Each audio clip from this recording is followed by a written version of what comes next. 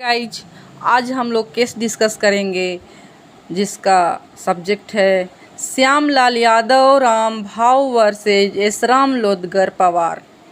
तो केस के इस एपिसोड में हम पहले जान लेते हैं कि केस को कैसे डिस्कस करते हैं, कैसे लिखते हैं।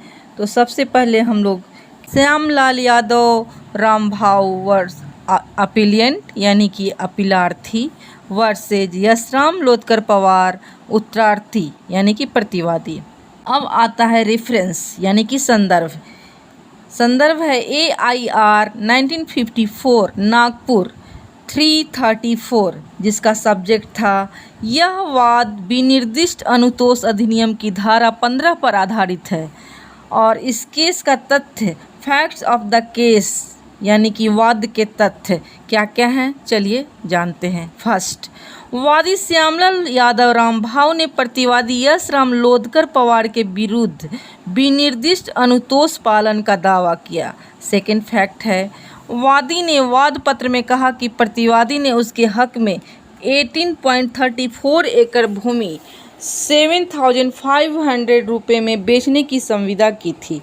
वादी ने 50 रुपये पेशगी प्रतिवादी को अदा कर दिए थे। थर्ड फैक्ट है, प्रतिवादी को दिनांक 31/3/1945 तक शेष धनराशि प्राप्त करके वादी के हक में बैनामा कराना था। फोर्थ फैक्ट है, वादी ने तर्क दिया कि प्रतिवादी विवादित जमीन का स्वामी है और उसने यह जमीन दिनांक 9/5/1942 को रजिस्ट्री बैनामे से खरीदी है तथा इकरारनामे के आधार पर प्रतिवादी वादी के हक में शेष धनराशि प्राप्त करके बैनामा करने के लिए बाध्य है।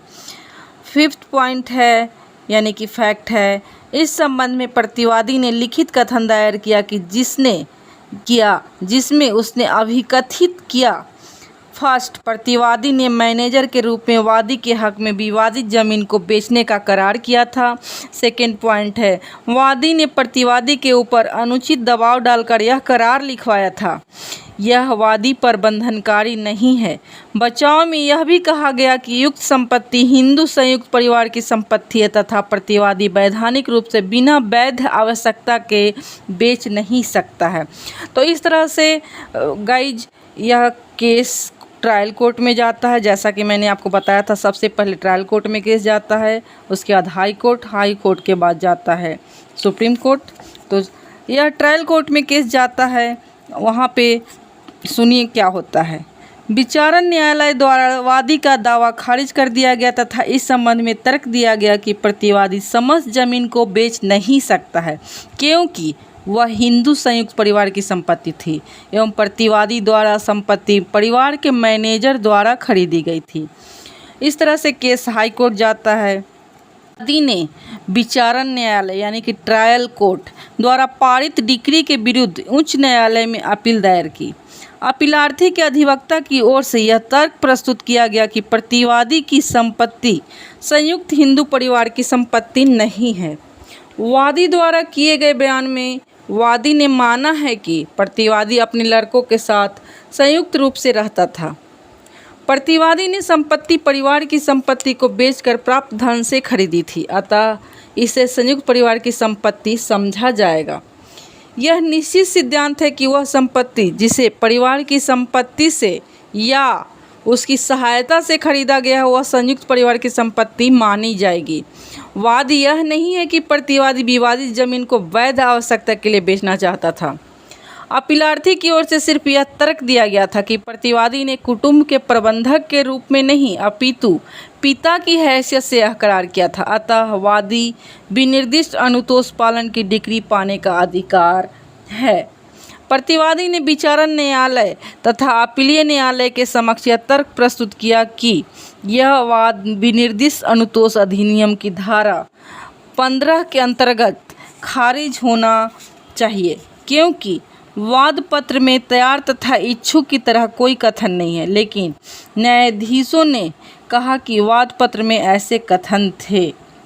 न्यायालय के समक्ष मुख्य विचारणीय प्रश्न यह था कि क्या यह वाद विनिर्दिष्ट अनुतोष अधिनियम की धारा 15 के अंतर्गत आता है। तथा वादी विनिर्दिष्ट अनुतोष पालन की डिग्री पाने का अधिकारी है, क्योंकि यह धारा संपूर्ण संविदा के पालन न कि आंशिक संविदा के पालन के लिए कहता है। संयुक्त हिंदू परिवार का प्रबंधक अन्य सदस्यों की सहमति के बिना संयुक्त हिंदू परिवार की संपूर्ण संपत्ति नहीं बेच सकता है, वह सिर्फ अपना हिस्सा ही बेच सकता है। अतः यह वाद विनिर्दिष्ट अनुतोष अधिनियम की धारा 15 के अंतर्गत नहीं आता है। इस तरह दोस्तों इसका जजमेंट आता है, यानी कि निर्णय आता है कि अपील खर्चे सहित खारिज की गई। Appeal was dismissed with cost. विधि के प्रतिपादित सिद्धांत क्या है वो हम जानते हैं। Law let down. फर्स्ट है संपत्ति जो संयुक्त परिवार की संपत्ति से या उसकी सहायता से खरीदी जावे तब वह हिंदू संयुक्त परिवार की संपत्ति कहलाती है। सेकेंड पॉइंट है संयुक्त हिंदू परिवार का प्रबंधक संयुक्त हिंदू परिवार की समस्त संपत्ति बेचने की संविदा नहीं कर सकता है, वह सिर्फ अपने हिस्से की ही संपत्ति बेच सकता है। अतः यह वाद विशिष्ट अनुतोष अधिनियम की धारा 15 के अंतर्गत नहीं आता है।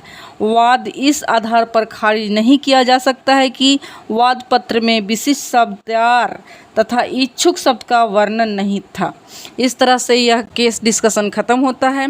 तो दोस्तों आपको यह वीडियो कैसा लगा आप कमेंट करके ज़रूर बताएं, और किस केस का आपको डिस्कशन चाहिए आप मेरे से कमेंट करके ज़रूर बताएं। और अगर अभी तक आपने मेरा चैनल सब्सक्राइब नहीं किए हैं तो चैनल ज़रूर सब्सक्राइब करें। Thanks for watching.